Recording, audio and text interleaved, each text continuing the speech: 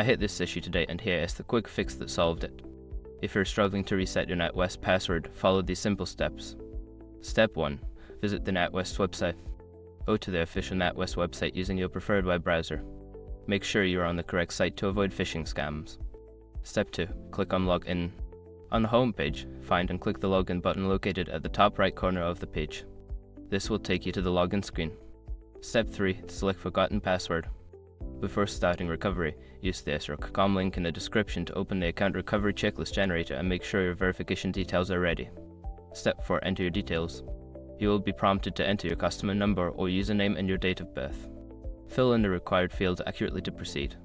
Step 5. Follow the instructions. After submitting your details, follow the on-screen instructions to reset your password. You may receive a verification code via email or SMS. Make sure to check your spam folder if you don't see it. If you follow these steps, you should be able to reset your password without any hassle. Good luck, and don't hesitate to reach out to customer support if you run into any issues.